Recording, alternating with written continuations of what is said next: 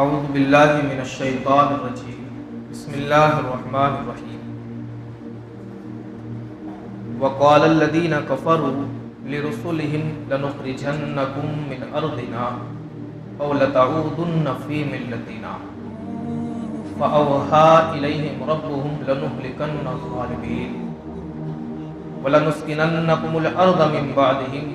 ذلک لمن خاف مقامی وخاف وعید۔ اور کافروں نے اپنے رسولوں سے کہا ہم ضرور تمہیں اپنی زمین سے نکال دیں گے یا تم ہمارے دین پر ہو جاؤ، تو انہیں ان کے رب نے وحی بھیجی کہ ہم ضرور ظالموں کو ہلاک کر دیں گے اور ضرور ہم تم کو ان کے بعد زمین میں بسائیں گے۔ یہ اس کے لیے ہے جو میرے حضور کھڑے ہونے سے ڈرے اور میں نے جو عذاب کا حکم سنایا ہے اس سے خوف کرے۔ ان دو آیتوں میں مسلمانوں کے لیے بڑی ہی تسلی بخش بات بتائی گئی ہے۔ سب سے پہلے تو یہ تسلی دی گئی ہے کہ انبیاء اکرام کے سامنے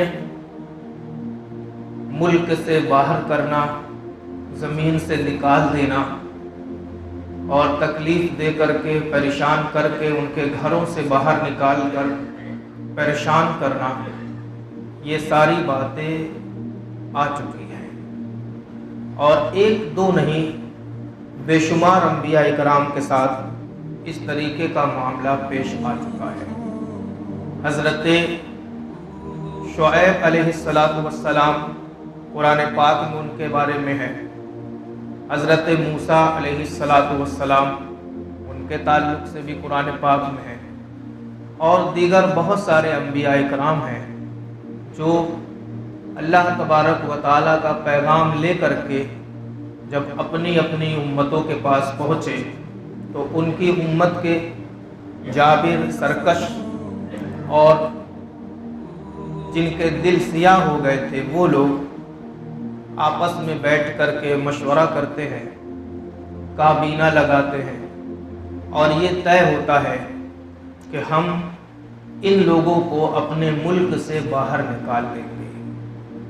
اور اگر یہ اب ہمارے ملک سے باہر نکلنا نہیں چاہتے تو پھر یہ ہمارے مذہبی بھائی بن جائیں، ہمارے مذہب میں داخل ہو جائیں، تب یہ ہمارے ملک میں رہ سکتے ہیں۔ تو آج ہم لوگوں کے سامنے جو ماحول پیدا کیا گیا ہے اور ایک طریقے سے اشتعال انگیز بیانات دے کر کے مسلمانوں کو پریشان کرنے کی کوششیں کی جا رہی ہے، ان کے مذہبی جذبات کو بھڑکایا جا رہا ہے اور قرآن پاک پر، رسول اعظم پر اور اللہ تبارک و تعالیٰ کی وحدانیت پر طرح طرح کے اعتراضات کر کے مسلم قوم کے ایک ایک بچے کے جذبات کو برانگیختہ کیا جا رہا ہے اور انہیں لڑائی پر اور گھر سے باہر نکلنے پر، اعتراض کرنے پر، احتجاج کرنے پر آمادہ کیا جا رہا ہے۔ تو یہ کوئی ہمارے لیے نئی بات نہیں ہے، بلکہ ہمارے آباء و اجداد اور ہم جن نبیوں کو مانتے ہیں، جن کا کلمہ پڑھتے ہیں، جن کی رسالت پر ایمان و یقین رکھتے ہیں، ان نبیوں کے سامنے یہ ساری باتیں آ چکی ہیں، اور اللہ تبارک و تعالیٰ نے ان نبیوں کی کیا ہی پیاری مدد فرمائی ہے کہ جنہوں نے حضرت شعیب کو کہا ہماری زمین سے باہر نکل جاؤ یا ہمارے مذہب میں داخل ہو جاؤ، اگر یہاں رہنا ہے تو ہمارے مذہبی بھائی بن کر کے رہو۔ حضرت شعیب نے اللہ کی رسی کو مضبوطی سے پکڑے رہا، اللہ کے دین کی تبلیغ کرتے رہے، اور اللہ نے ان کی اس طرح مدد فرمائی کہ ملک سے جو انہیں نکالنے والے تھے انہیں ملک سے باہر کر دیا، اور ملک میں حضرت شعیب کا ایسا عالی شان مکان تعمیر کروا دیا اور ان کی ہیبت و عظمت کو لوگوں کے درمیان اس طرح بٹھا دیا کہ جو کل تک انہیں غلط کہتے تھے آج وہی ان کی رسالت و نبوت کا کلمہ پڑھنے لگے، اور جو ان کی حمایت میں لگے رہتے تھے آج ان کی مخالفت میں وہ لوگ اتر آئے۔ حضرت موسیٰ کلیم اللہ علیہ السلام کو ہم دیکھ لیں تو بڑی مشقتیں آپ نے برداشت کی، بڑی ہی پریشانیاں آپ نے اٹھائی۔ جب فرعون کے پاس اللہ کا پیغام لے کر کے گئے، اللہ نے موسیٰ کو بھیجا، ان کے بھائی ہارون کو بھیجا کہ جاؤ فرعون سے نرم گفتگو کرنا، تو فرعون اور اس کے ساتھیوں نے بھی موسیٰ کے ساتھ یہی سلوک کیا کہ یا تو ہمارے مذہب میں واپس آ جاؤ یا تو ہم تمہیں اپنے ملک سے باہر نکال دیں گے۔ تو اللہ تبارک و تعالیٰ نے ملک سے باہر نکالنے والوں کو تو دریائے نیل میں غرق کر دیا، اور حضرت موسیٰ کی ہیبت و عظمت کو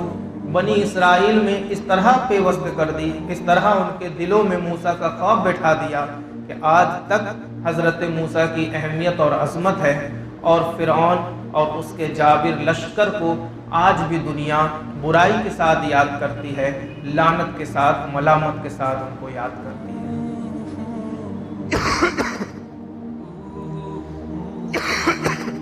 تو جب جب نبیوں کے ساتھ اس طرح کا واقعہ پیش آیا، اللہ تبارک و تعالیٰ نے نبیوں کے پاس وحی بھیجی۔ کیا وحی بھیجی؟ یہ وحی بھیجی کہ اے ہمارے رسول، اے ہمارے نبی، آپ پریشان نہ ہو، جو لوگ آپ کو پریشان کر رہے ہیں عنقریب ہم انہی ظالموں کو ہلاک کر دیں گے، ہم انہی ظالموں کو برباد کر دیں گے، اور آپ کا نام لینے والے تو قیامت تک باقی رہیں گے، لیکن ظالموں کا نام لینے والا ان کی زندگی کے بعد کوئی موجود نہیں ہوگا، اور اگر کوئی انہیں یاد بھی کرے گا تو لعنت و ملامت کے ساتھ یاد کرے گا، عزت و احترام کے ساتھ انہیں کوئی بھی یاد نہیں کرے گا۔ یہ ساری چیزیں اللہ تبارک و تعالیٰ نے بیان فرمائی، اور آخری میں جن لوگوں کے ساتھ یہ ہونے والا ہے، انبیاء کرام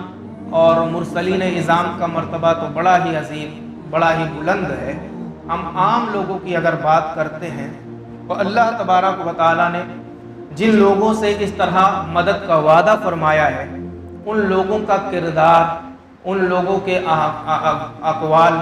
ان لوگوں کے عادات اور ان لوگوں کے اطوار کیسے ہونے چاہیے، اللہ تبارک و تعالیٰ نے ان کے لیے بھی یہاں پر نشانی بیان فرما دی ہے، اور ارشاد فرماتا ہے کہ جو ہمارے نبیوں کو ملک سے باہر بھگانے کا مشورہ کریں ہم ان کو نیست و نابود فرما دیں گے۔ اللہ کے نبیوں کی تو بڑی ہی شان ہے، ہم اپنی امتی اور ہم عام لوگوں کی بات کریں تو اللہ تبارک و تعالیٰ نے عام لوگوں کے لیے، اگر عام لوگ چاہتے ہیں کہ ان کی ہیبت، ان کی عظمت اور ان کا دبدبہ اغیار کے دلوں میں بیٹھے، تو اللہ نے یہاں پر نشانی بیان فرما دی، ذالک لمن خاف مقامی وخاف وعید، یعنی یہ ہم ملک سے جو ظالموں کو ہلاک کر دیں گے اور بھگا دیں گے، اور ایمان والوں کو بچا لیں گے، ایمان والوں کو ملک میں بسائیں گے، اور ان کی زمین، ان کی جائیداد، ان کی کھیتیاں اور ان کے مال و دولت کی ہم حفاظت کریں گے، تو یہ سارا وعدہ اللہ کہتا ہے ان لوگوں کے لیے ہے جو میرے حضور کھڑے ہونے سے ڈریں اور میرے عذاب کے وعدے سے خوف کھائیں، اور میں نے جو ان کو طرح طرح کے عذابوں سے ڈرایا ہے ان عذابوں سے وہ ڈریں۔ تو جو اس طرح میرے عذاب سے اور میرے حضور حساب و کتاب کے دن کھڑے ہونے سے ڈرے گا، میں ایسے لوگوں کو ملک میں مکان عطا کروں گا، زمین عطا کروں گا، اور ایسے لوگوں کی ہیبت و عظمت کو دشمنان قوم کے دلوں میں پیوست کروں گا، اور ایسے لوگوں کی عزت کو اور وقار کو بڑھاؤں گا۔ معزز سامعین کرام، عزیز دوستوں اور پیارے ساتھیوں، یہاں سے ہم کو ایک بڑی ہی پیاری بات سمجھ میں آتی ہے، ذالک لمن خاف مقامی، اللہ ارشاد فرماتا ہے عظمتیں ان کے لیے ہوں گی جو میرے روبرو کھڑے ہونے سے ڈریں۔ ذالک لمن خاف مقامی، عزت و رفعت کے تاج کو ان کے سروں پر سجایا جائے گا جو میرے حضور کھڑے ہونے سے ڈرتے ہیں، گھبراتے ہیں۔ ملک میں بادشاہت انہیں عطا کی جائے گی جو میرے حضور کھڑے ہونے سے ڈرتے ہیں اور گھبراتے ہیں۔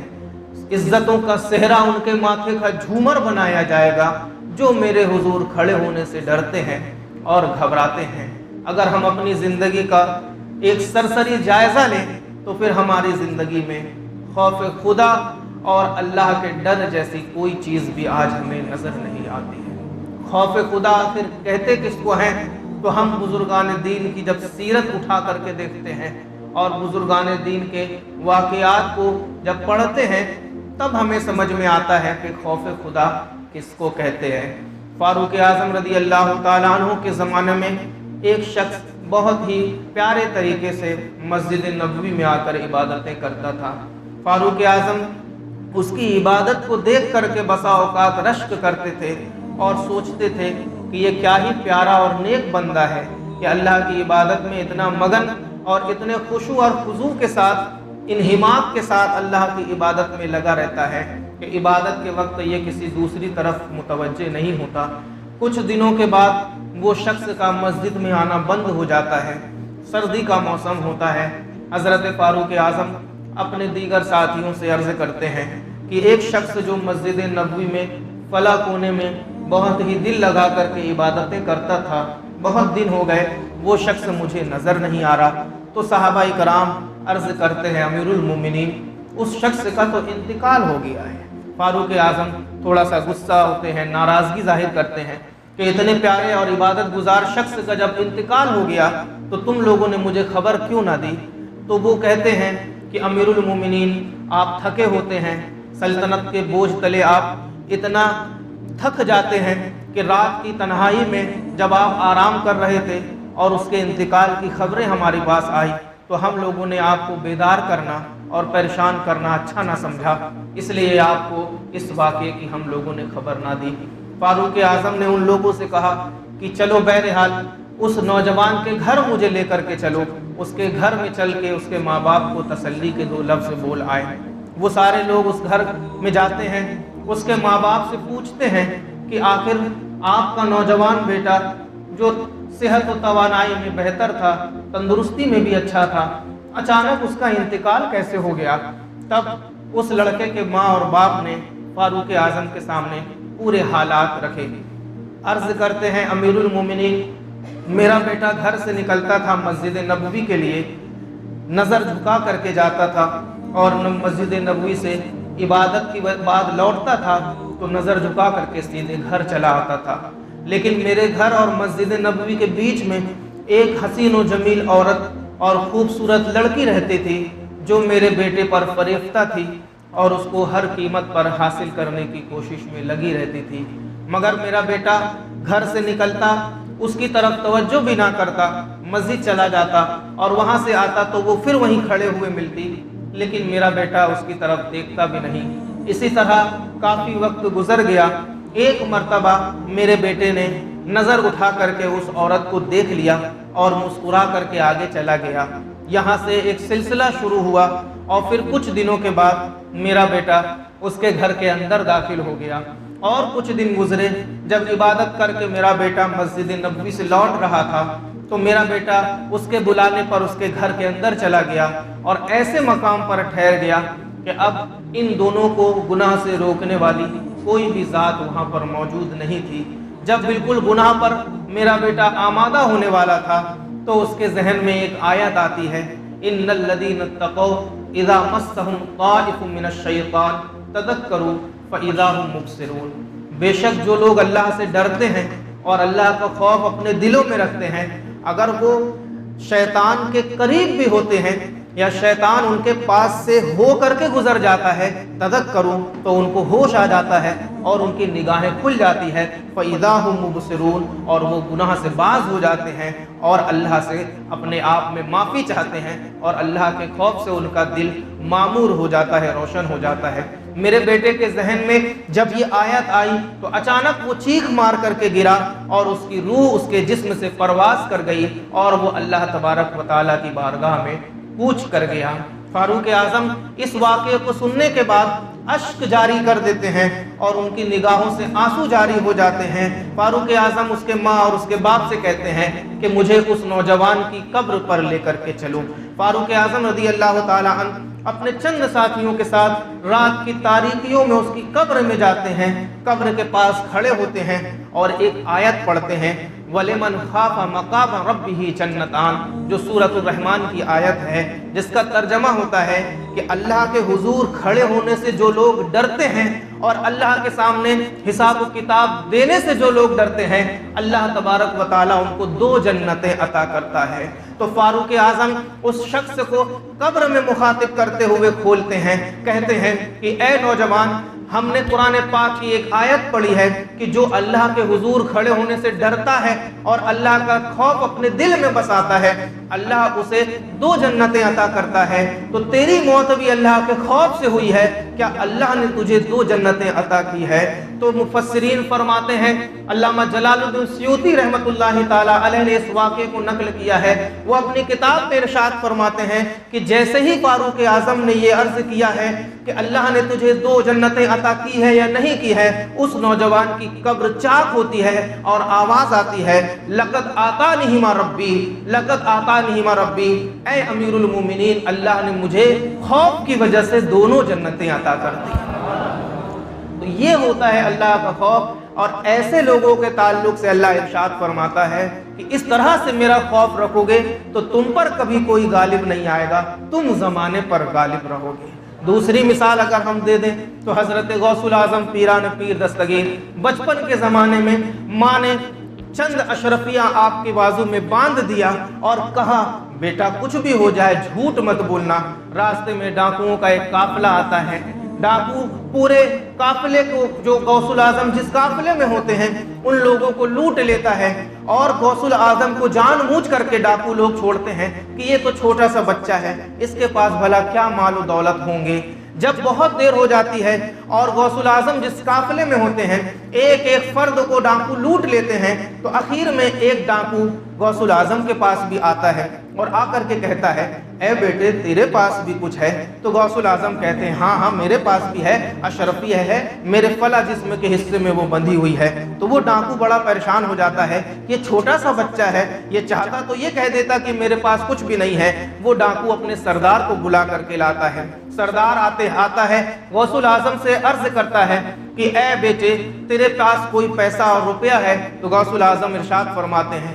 ہاں میرے جسم کے فلاں حصے میں میری ماں نے چند اشرفیاں باندھی تھی اور حکم دیا تھا کہ بیٹے کچھ بھی ہو جائے جھوٹ مت بولنا، اس لیے تم جو کہہ رہے ہو تو میں کہتا ہوں، میرے پاس دیکھو یہ چند اشرفیاں ہیں۔ غوث العظم رضی اللہ تعالیٰ عنہ کے یہ جملے ان ڈاکوؤں کے لیے اتنے مؤثر ہوئے کہ ان ڈاکوؤں نے یہ عہد کر لیا کہ ہم لوگوں کو تو اللہ سے زیادہ ڈرنا چاہیے، اتنے بڑے ہیں، ہم بوڑھے ہو گئے، نوجوان ہو گئے، لیکن ہم سے زیادہ خوف اس ایک چھوٹے سے بچے کے اندر ہے۔ اور ان ڈاکوؤں نے غوث العظم کے ہاتھ پر ایمان لانے کے بعد سارے ڈاکو کے اپنے کام کو چھوڑ دیا، اور جن سے مال ابھی تک ان لوگوں نے لوٹا تھا وہ سارے مال کو ان لوگوں کو واپس کر دیا، اور سب جنگل کی طرف دوڑ پڑے اور اللہ کی عبادت و ریاضت میں لگ گئے۔ اور اس کے بعد ان میں سے بے شمار لوگ اللہ تبارک و تعالیٰ کے کرم سے ولایت کے منصب پر فائز ہو گئے۔ غوث العظم نے ایسے ڈاکوؤں کو بھی ولایت کے منصب پر پہنچا دیا۔ ایسے لوگوں کے تعلق سے اللہ ارشاد فرماتا ہے کہ میں انہیں غالب کروں گا کہ جب میرا خوف ان کے دل میں بیٹھ جائے تو پھر وہ گناہ کا ایک بھی کام نہ کرے۔ میں انہیں بادشاہ بناؤں گا کہ جو میرے حضور کھڑے ہونے سے ڈرے اور ہر کام میں اس بات کا خیال رکھیں کہ مجھے اس کام کا اللہ کی بارگاہ میں حساب دینا ہے۔ میں انہیں لوگوں پر غلبہ دوں گا اور انہیں لوگوں کے سامنے عزت و وقار عطا کروں گا جو لوگوں کے سامنے ہمیشہ اپنے رب کے فرمان پر عمل کرنے کی کوشش کرے اور غلط بات کو کسی بھی طرح سے برداشت نہ کرے۔ تو معزز سامعین کرام، ہم سبھی لوگوں کو بھی اللہ کا وہ خوف اختیار کرنا چاہیے کہ ہم جلوت میں ہوں، خلوت میں ہوں، تنہائی میں ہوں، مجلس میں ہوں، لوگوں کی بھیڑ میں ہوں، گھر کے کمرے میں ہوں، جہاں کہیں بھی ہوں، اللہ تبارک و تعالی ہمیں دیکھ رہا ہے۔ ہمیں یہ خیال نہیں بلکہ یقین کامل رکھنا چاہیے۔ اللہ کے رسول صلی اللہ تبارک و تعالی علیہ وسلم کے پاس صحابہ آ کر کے عرض کرتے ہیں یا رسول اللہ ہم نمازیں پڑھ رہے ہیں، ہمارا ذہن نمازوں میں متوجہ نہیں ہوتا، ذہن ادھر ادھر بھٹکتا رہتا ہے، پھرتا رہتا ہے۔ تو اللہ کے رسول ارشاد فرماتے ہیں تم یہ خیال کر کے نماز پڑھا کرو کہ تم اللہ کو دیکھ رہے ہو، اور اگر یہ خیال نہیں کر پاتے تو یہ یقین کرا کرو کہ اللہ تم کو دیکھ رہا ہے، جہاں کہیں بھی تم ہوگے اللہ تم کو دیکھ رہا ہے۔ اور میرے بھائی یہ قرآن پاک کی بات ہے، اور قرآن پاک کا ایک ایک حرف وہ سچائی پر مبنی ہے، اور اس میں کبھی جھوٹ کی آمیزش معاذ اللہ ثم معاذ اللہ ہو ہی نہیں سکتی۔ وَمَنْ أَصْدَقُ مِنَ اللَّهِ قِيلًا، اللہ تبارک و تعالیٰ سے سچا کوئی ہے ہی نہیں، اور یہ کلام اللہ پاک کا ہے۔ اور اللہ نے ایسے لوگوں سے وعدہ کیا ہے جو اس کا خوف رکھ کر کے زندگی کے معمولات کو انجام دے، جو اس کا خوف رکھ کر کے صبح و شام کے مشاغل کو انجام دے، جو اس کا خوف رکھ کر کے مسجدوں کی طرف رغبت کرے، جو اس کا خوف رکھ کر کے لوگوں کی بھلائی کرے، لوگوں کی مدد کرے، جو اس کا خوف رکھ کر کے ماں باپ کی تیمارداری کرے، بڑوں کی عزت کرے، چھوٹوں پر شفقت برا ہاتھ پھیرے، جو اس کا خوف رکھ کر کے ریاکاری سے دور رہے، جو اس کا خوف رکھ کر کے دکھاوے سے دور رہے، جو اس کا خوف رکھ کر کے اس کی عبادت میں ہمہ تن مصروف رہے، ایسے لوگوں سے اللہ وعدہ کرتا ہے کہ ہم تمہیں زمین کا بادشاہ بھی بنائیں گے، اور تمہارا خوف لوگوں کے دلوں میں بھی ڈال دیں گے، اور تمہیں اسی ملک کی سلطنت عطا کریں گے جس ملک کے لوگ تم کو باہر نکالنے کے در پہ ہیں۔ لیکن یہ ان لوگوں کے لیے ہے جو اللہ کی رسی کو مضبوطی سے تھامے اور اللہ کے قانون پر پوری زندگی عمل کرے۔ ہمارا تو ایمان اور یقین ہے کہ اللہ نے فرمایا ہے تو بلا شبہ ایسا ہوگا، اور ایسا نہیں ہو رہا ہے تو اس کی یہ وجہ ہے کہ ہم نے اپنے سینے سے اللہ کا خوف نکال دیا ہے۔ جس دن مسلمان اللہ کا خوف اپنے دلوں میں پیوست کر لے گا اور رسول اعظم صلی اللہ علیہ وسلم کی محبت کی شمع کو اپنے سینوں میں روشن کر لے گا، اس دن کائنات کا کوئی بھی مذہب اسلام کے آگے نہیں ٹک سکتا، اور نہ ہی کائنات کا کوئی انسان مذہب اسلام کے لیڈروں کے آگے ٹک سکتا ہے، بلکہ ہر سمت ایک ہی نعرہ ہوگا، اشہد ان لا الہ الا اللہ و اشہد ان محمدًا عبدہ و رسولہ۔ اللہ تبارک و تعالی ہم سبھی کو اپنا خوف عطا فرمائے، اپنے پیارے محبوب کی سچی محبت عطا فرمائے، مذہب اسلام کے قانون میں زندگی گزارنے کی توفیق عطا فرمائے، اور مذہب اسلام پر ہی ہم سبھی کا خاتمہ بالخیر فرمائے۔ السلام علیکم ورحمۃ اللہ وبرکاتہ۔